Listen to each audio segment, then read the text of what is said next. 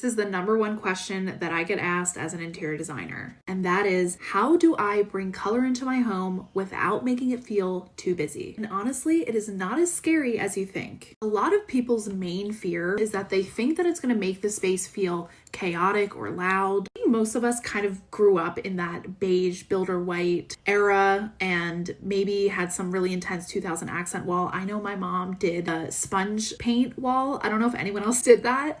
And we also had some really interesting wallpaper too. So we just want homes that feel calm. We equate having all white homes, all beige or gray, neutral homes in the basic context of neutral and think that that equals calm. The homes that we label calm, I don't think are actually colorless. I think that the best homes that are calm are just consistent. They use tones on repeat. Use materials that are grounded and absorb light instead of bouncing all over the room. Here's how to bring some color into your home without overwhelming yourself. Choose one color that you love and allow it to show up more than once. The issue with color in homes is that it very quickly can feel like all of the colors and textures and patterns are competing with each other, competing for attention if there's too many unrelated colors in that palette. If you love a dusty green, let it appear on the walls, in the textiles, in your art. The key is the color needs to repeat, because our brain will read it as familiar and not as chaotic and dramatic. Literally how our nervous system calms down. Not by having everything white, but by having everything consistent. In the beginning, maybe just stick to those earthy, muted pigments. Now, these are technically neutrals, but they do have color. Olive, slate, tobacco, clay, muted blue, these all behave like neutrals. Historically, they were the original neutrals. Pair color with materials that have texture and warmth. Your walls are like green, for example, but everything else feels flat and cold and sterile. That color is actually going to read louder. Add things like natural materials like wool and wood and linen and handmade ceramics. Anything that feels like tactile. The color just melts into the room instead of just like sitting on top of it. Start in a room that doesn't hold emotional pressure. Maybe don't start in the living room. Start in a powder room or a spare room or an office. Smaller spaces actually take color better because the boundaries are very clear